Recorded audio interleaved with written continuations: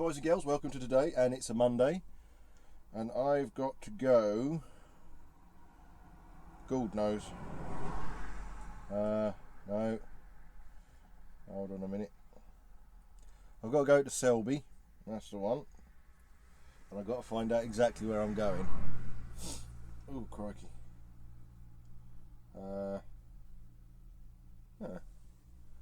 This could be interesting. Have absolutely no goddamn clue where I'm going. Oh, crikey. It's a few miles away then. Oh, blimey. But anyway, I've got to go and do that. Give you some road footage.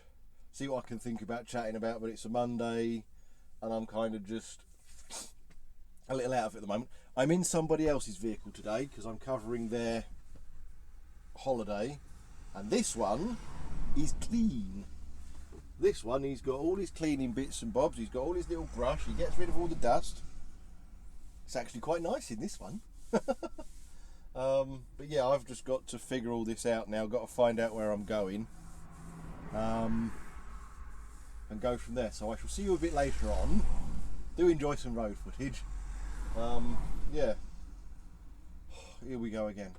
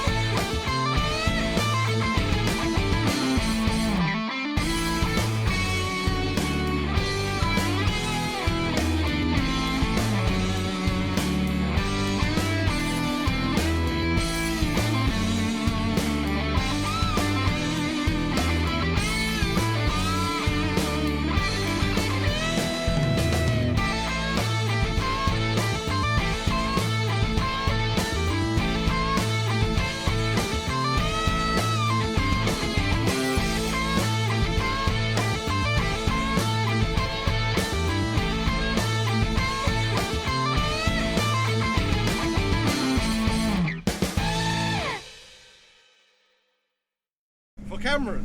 Hello. Hello, you dirty little bastards. How are you? Right, well, that's the delivery and collection done. I had a cheeky little break whilst I was at the collection. Got to use their facilities and everything, so lovely jubbly. Oh. So we're going to be listening to the Prat Nav and the GPS detected. Right, so here we go. Oh no, that's all right, lovely.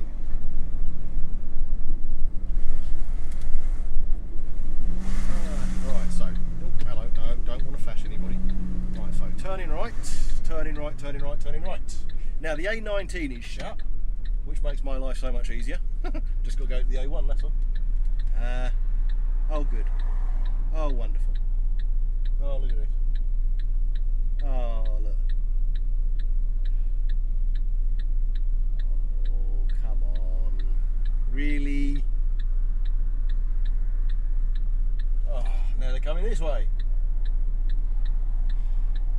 Now you understand why drivers get frustrated and just move. Because one goes past, the other one comes, and then it's just a pain in the rear end. And you're not allowed to go unless it's clear both ways, because that would be dangerous. Well, it's clear both ways. Oh. There we go. Alright. Underlay. Arriba, arriba. Right, so that's everything collected, everything done, going straight back to base. Trundle along the A63 to the A1, down the A1 onto the 62, the M62. I'm learning, you see, I'm doing learning. Yes.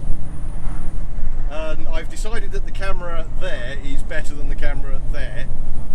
Just really looking at things. I don't know, again, I'm trying to figure this audio stuff out. Because for some bizarre reason, in these vehicles, in the Ivecos, there we go, the audio is really just, there's so much background noise. Okay, probably doesn't help that I've got the window open, because there's a fly in here and I just, a bloody big hornet down where I was collecting. Jesus Christ, size of that bastard. I batted it with the, I was having to throw straps over, and you coil straps up, and I just batted it with that and it buggered off and didn't come back. Right, so, straight over, lovely jubbly, because I'm trying to listen to the sat-nav, but sometimes, I don't know, sat-navs can be temperamental bastards, because sometimes they'll take you up off a slip road, for example, to go straight back on the main road again. That really irritates me. Now, as always, I'm doing the old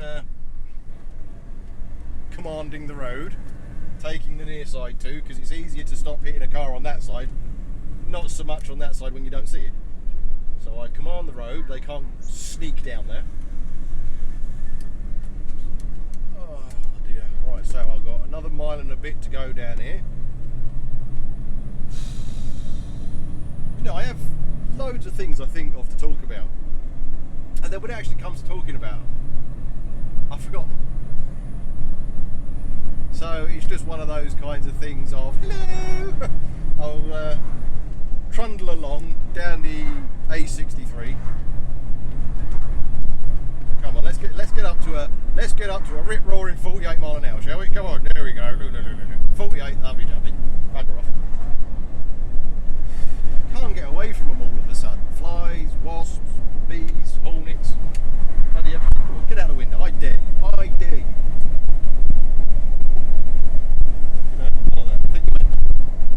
I think you got a bit closer, got sucked out. You just can't get away from them. To be fair, I've actually noticed, because of obviously lockdown and everything, nobody was really driving. There was very few vehicles on the road for months. And there has been so many more bugs about this year. And I have noticed an increase in songbirds. I've noticed a lot more of them. Because obviously our vehicles aren't obliterating their food source, and they're able to reproduce and survive into adulthood. And I've been seeing a lot more songbirds. It's kind of nice, really. I think we should do a lockdown 3 months every year. I think that should be the new kind of normality. 3 months off every year, that'll do, won't it? Work 9 months a year, have 3 months off. Perfect. That way kids don't have to worry about having all these half-term breaks and stuff. They can just do 9 months straight, 3 months off.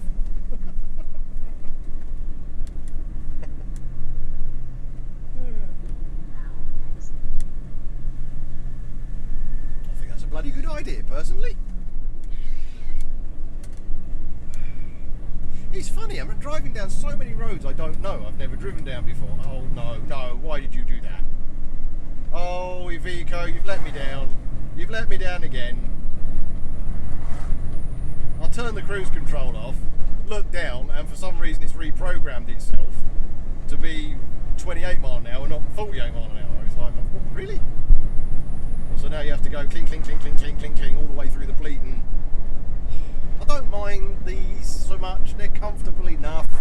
this one has been very well looked after, so I'm going to keep it clean. As you will have seen from, as you will see now, actually, sod it, I'll put the footage in now, because it's only a bit of road footage, you don't care about that, do you? As you can see, when you look after these things, you can see the do not resuscitate, and it's lovely and clean. It's not scratched off, it's not like the last one I was in last week. And everything's just neat, tidy, and it's not a bad place to be. It looks as if somebody gives a rat's arse. And the thing is, if I get a vehicle like that, that's how I'll leave it. But if I get somebody's vehicle, they just don't care. And to be honest, that particular person didn't care. Light out, brake light not working, trundled off. That was on the trailer, whatever. I'm not gonna spend an hour or two cleaning the cab out for them. You know, it's their truck. Yeah? I spend an hour or two cleaning up, they get in it, within about a couple of days it's all back to where it was. What's the point? Now I can sit in dusty, dirty conditions for a while, I don't care, I'm agency scum. Oh, go on son, go on, there we go, go on son.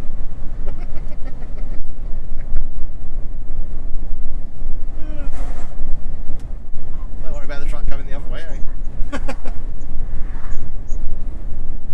That does amuse me. But no, I can see it. I mean, I'm agency scum. I'm used to that. I'm used to getting the pile of crap. 400 yards, marvellous. So stay on the 63. Right, let's go on to second. Come on, come on, slow me down. Come on, exhaust brake, accelerator brake, and exhaust brake. Come on. Here we go. Don't hit the runner. Interesting style, but don't hit the runner. Oh, there we go. Come on. Everything's strapped to buggery on the back of this, so it ain't gonna fall off. Hey, if they've got the ratchet strapped, I'm bloody using them. Because I had that, what was it, last week? And me being me, why did you go to 46? Oh, now it's 34. Right, there we go. And I was picking up just nothing major. It needed a strap over it or whatever. And the guy started closing the curtains. I went, don't close the curtains, don't close the curtains, don't close the curtains. And he's like, why? And I said, well, I'm going to strap it. He went, oh, don't worry, it ain't going to go nowhere. And then I looked at him and went, oh, sorry, mate. Did I look like I gave a fuck what you think?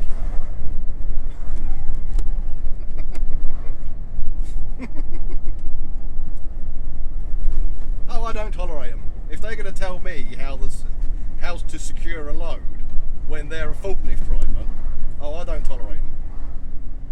I really don't. There we go, 30 mile an hour. 29 actually. I just don't. You know, you don't. It's like the guy who was loading me today. He was brilliant. Because I said, you know, where did you want the truck and all that kind of stuff, and he's like, yeah, you chuck over as many straps as you want, mate. You're the one taking it on the road. Crikey, it's your licence, mate. Yeah, I don't care. Take as long as you need, mate. Yeah. And when he was offloading me, he was like, yeah, canteen's up there. Just go up there. You know, wear your little, nappies thing, as he referred to it. Yeah, so it was quite fun.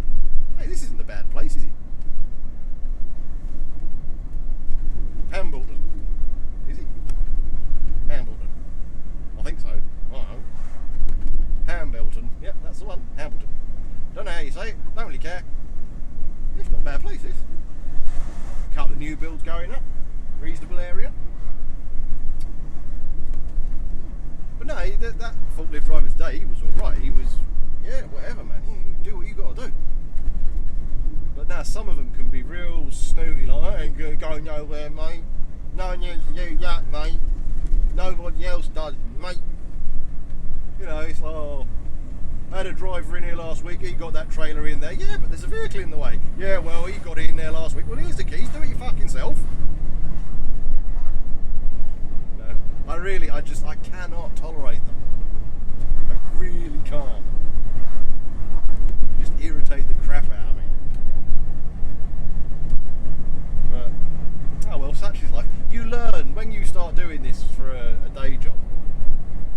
you learn how to deal with them, because you will get them everywhere you go. You will get the science and the, you know, those kind of ones. Oh, well, he's bloody doing that, is he?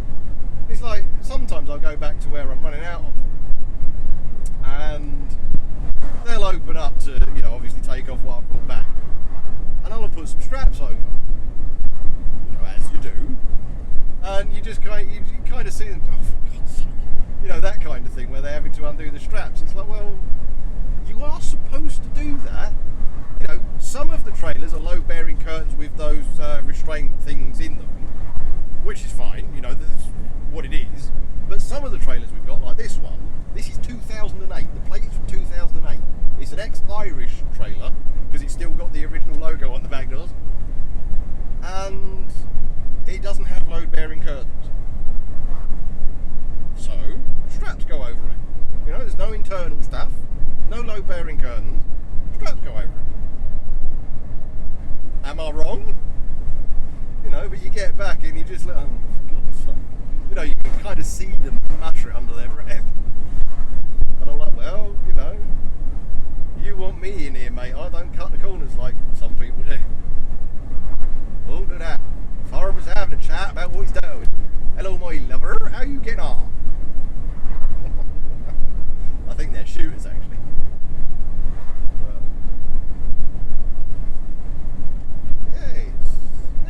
It's just, you get used to it when you're driving. You go certain places and you get dicks. You get people who just know better than you. And I remember I learned so much. There was a driver in the Sainsbury's, Waltham Point, that I used to drive out for the first 5 years of my driving career. And I'd obviously got to know these drivers for about 18 months before I got my HGVs, because I was doing night crew in a Sainsbury's store and they were all delivering to it. And there was one driver there, he was brilliant, because he, you know, he'd years of experience, all that kind of stuff, didn't really care anymore. And he'd go into London and he'd get people having a right, you know, oh, can't you get in there, why does it take you so long? And he'd just, you know, get out to have a chat with them style thing, and he'd say, well, look, you know, I'm really shit at this job, can you do it for me, please? And he'd give him the keys. And I kind of learned from him, that's how you deal with it. You don't start giving them the law or anything like that, or you don't start, you know, you just, okay, I'm shit at this job, can you do it for me? Or put them in their place. Don't tell me how to secure a load. You know, sorry. Oh, sorry, mate. Do I look like I give a fuck what you think? You know, that kind of thing. Oh, what's going off here? So reverse lights all there. MG, marvellous. This is a bloody nice place, isn't it? Monk, I can't really read my prat nav because I'm using the new one, which is smaller. Monk, Lyriston, or whatever it is. Alright. As long as it, you know, people are like, but you just passed the sign saying where you were, Bill. Yeah, well, I look at the speed limit sign, the weight limit sign, the height limit sign. You know, I look at those signs. I don't really care about place names unless I'm trying to find a place. But no, this is pretty nice, isn't it? I love the build on the houses. I love that kind of finish. Oh, hello. Yeah, this is, there's some very nice places along the A63 by the looks of it. Oh, no. Don't go over 30. Yeah, no, like I was saying, you get used to it and you deal with it how you deal with it, but there are times where you've just got to kind of be the law. This is your vehicle. Oh, shut up. This is your vehicle. You're in charge of it, and they will tell you what to do. And you've just got to make sure that they don't come back at you. You just stop them dead. You know. Now you can argue with them all day long. You can quote legislation to them. They don't care. Nobody else does it, drive. And why do I care? You know. Nobody opens curtains to go over a bridge on a really windy day. All get blown into the water. I open the curtains, go over the bridge. I'm fine. Well, nobody else did that. Yeah, they all snuffed it. You know what I mean? No, you do what is right. Yeah, you do what you are supposed to do. Yeah, don't do as I do. Don't do as, Dave down the pub does. You know what the right thing to do is, so do it. And if somebody's got the arseache with it, tit and bollocks. But yeah. Oh, but it's a lovely little drive, this, I have to admit. I've never been on the 863, and it's not bad. It's not a bad route, son. There we go, right round we go again.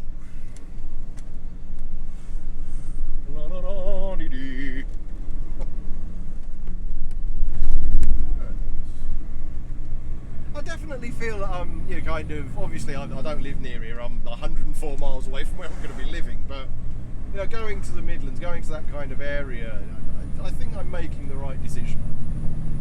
I don't know, it just feels better. It just feels nicer. I'm not saying that the area is nicer, as in the people or whatever. I'm sure that they're perfectly fine people, but it just feels better. It doesn't feel so rushed.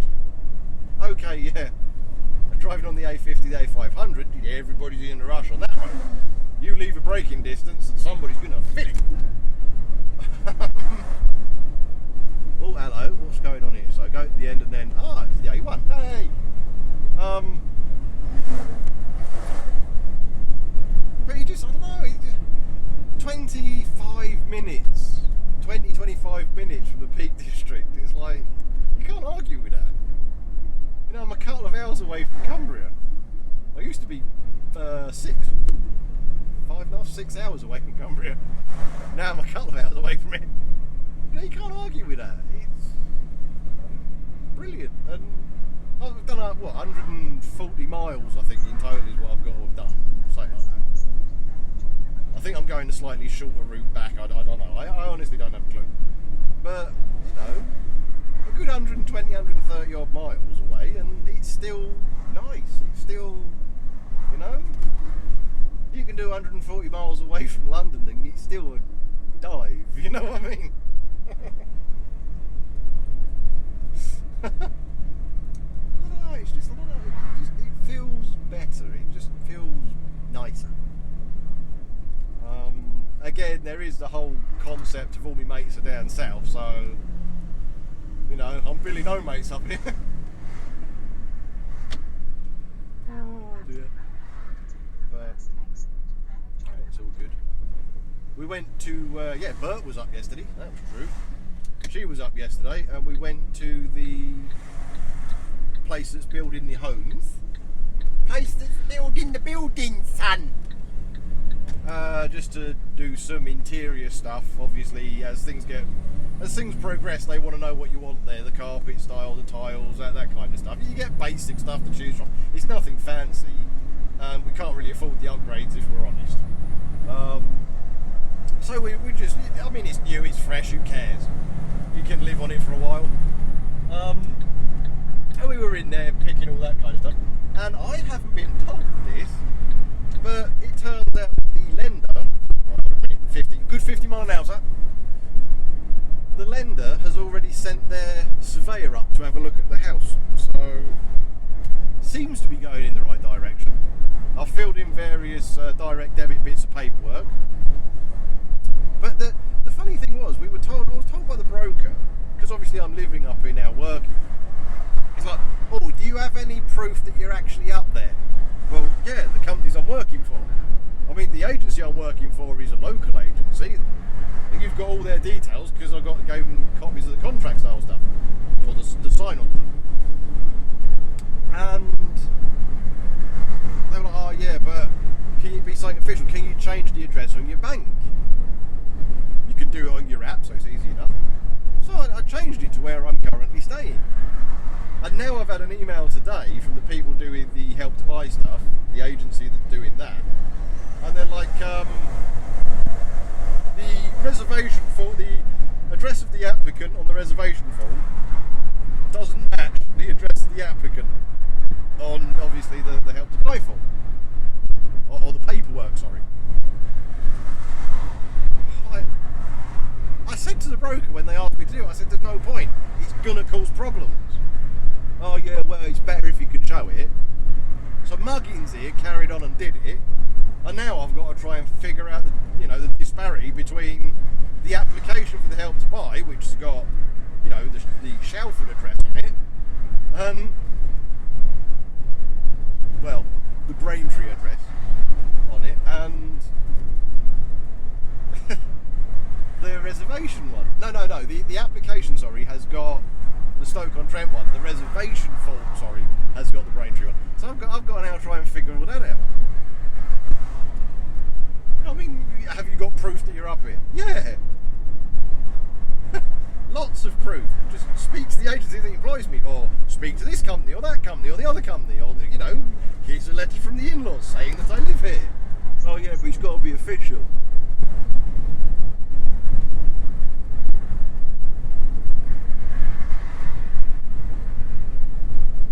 Oh well, such is life. So we're dealing with all that bollocks again.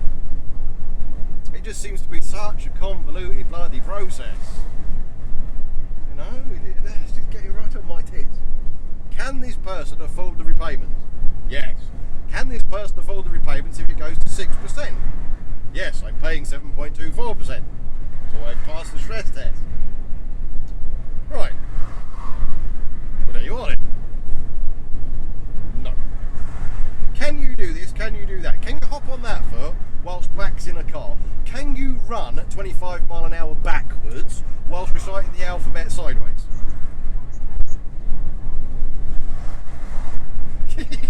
It's turning into one of those moments. It's like, well, I can afford everything. I've got a proven history I can afford everything. I've been through every check, every which way but last Tuesday. Yeah, but you see, your address is wrong now. But I said the address would be wrong. Yeah, but now you've got to you get the proof of it. But I have the proof of it. I had the proof of it. I sent the proof of it. Oh yeah, but you got to do it again for this one.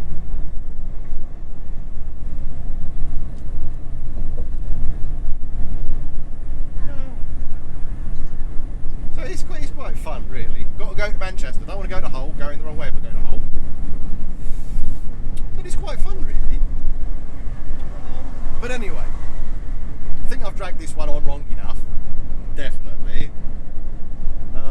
I'll run out of things to say tomorrow if I keep going. But anyway, I'm thinking about chatting about going through a mortgage process if you're self-employed and you're going the whole adverse credit route that obviously I've had to go. I'm thinking about doing something like that. You guys might find it useful, you might not, I don't know. You could always leave a comment below saying, oh yeah, please Bill, I'd like to know what's going on about that. What I've got to do here, there and everywhere. Because it could be useful for you. But anyway, I think I've dragged it on enough today. Oh, come on. There we go. There's 4 lanes to choose from.